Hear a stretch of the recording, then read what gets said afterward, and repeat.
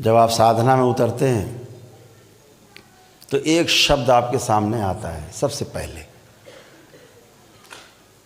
उस शब्द को हम कुंडलिनी के नाम से जानते हैं। कुंडलिनी जो है एक ऊर्जा है जो हमारे मूलाधार में स्थिर है।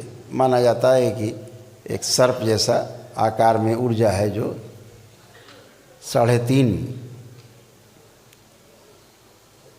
गोलाकार कुंडली में बैठी हुई है सुप्तावस्था में। ध्यान और साधना से हम उसे संधान करते हैं और उसको मूलाधार से ऊपर की ओर गति करते हैं। अभी अधोगामी है, फिर ऊर्ध्वगामी के लिए गति करते हैं।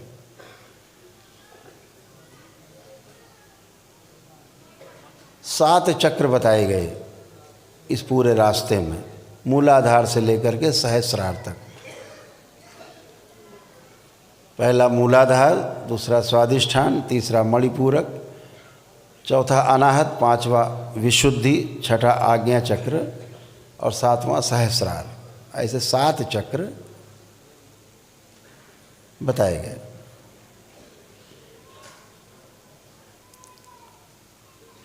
इन 7 को वेद कर जब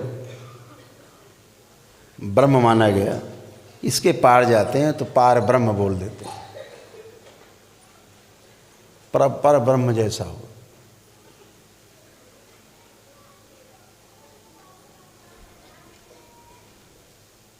धीरे धीरे आप जब इसमें आगे बढ़ेंगे तो आपको चीज़ें मालूम होंगी, समझ में आएंगी और धीरे धीरे चीज़ों को आप पकड़ना शुरू करेंगे, आगे समझना शुरू करेंगे, फिर करना शुरू करेंगे, फिर ना करने तक जाएंगे। प्रयास से अप्रयास की यात्रा कुंडलिनी की यात्रा है, जो प्रयास से शुरू होती है और विश्राम पे उसका अंत होता है।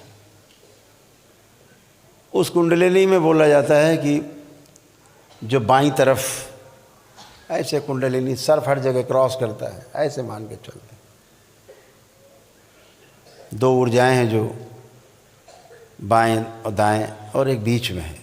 जो बाएं हैं उसको बोल देते हैं ईड़ा,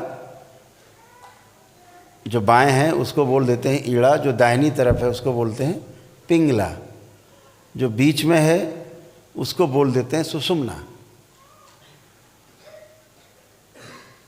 इसको और ज्ञानियों ने आगे जब विस्तार से चर्चा की,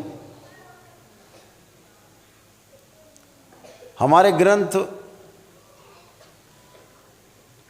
तमाम इस तरह के शब्दों से आच्छादित हैं कि जो खोलना चाहेगा, डिकोड करना चाहेगा, उसी को खुलेगा उसका अर्थ। बाकी सब अर्थ का अनर्थ है पढ़ेंगे। लिखा है सूक्ष्म के रूप में, साधना के रूप में, योग के रूप में, उसको लोग स्थूल में ले जाते हैं। जो जिसके अंदर जैसी भावना होगी, 2 दृष्टियों से देखने वाला उसको स्थूल जगत में अप्लाई करेगा और इस तीसरे नेत्र से जागा हुआ व्यक्ति उसको उस स्तर पे अप्लाई करेगा जो लिखा है, उससे समझने की कोशिश करेगा। तो ईड़ा, पिंगला और सुषुम्ना बोला।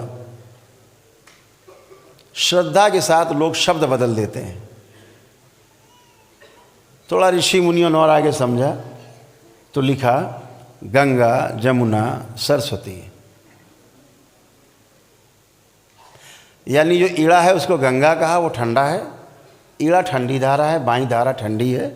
दाहिनी धारा गर्म है, उसे पिंगला कहा। तो ऋषि मुनियों ने क्या कहा? ईड़ा को गंगा कहा, ठंडक है। जमुना गर्म नाड़ी है तो उसे पिंगला कहा। और सरस्वती ज्ञान की देवी है, तो जो हमारी सुषुम्ना है वो ज्ञान की नाड़ी है, जिस पर हम आगे चलेंगे, आप चलेंगे, यात्रा करेंगे। तो उस ज्ञान की नाड़ी का नाम सुषुम्ना है। तो कह दिया गंगा, जमुना और सरस्वती।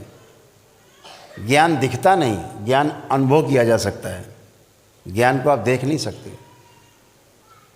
ऐसे सरस्वती हमारे ऋषि मुनियों ने व्यवस्था कर दी प्रयागराज में कि गंगा जमुना जहाँ मिलती है वहाँ सरस्वती नदी भी मिलती है। जहाँ दोनों मिल नहीं, तीनों मिल नहीं, प्रयागराज कह दिया। वो तीर्थ है, वो तीर्थ स्थल है, तो प्रयागराज कह दिया गया उसको। गंगा जमुना सरस्वती तीनों मिल गई। बोले वो दिखती नहीं सरस्वती नदी प्रयाग जी में, प्रयागराज में सरस्वती नदी नहीं दिखती, गंगा जमुना दिखती, धाराएं मिलती, यानी ज्ञान दिखता नहीं, जो होता है। किसी ने कह दिया कि रज तम सत, रज कह दिया ईड़ा को, पिंगला को कह दिया तम, और सुषुम्ना को कह दिया सत, सात्विक। ऐसे तीन नाड़ी।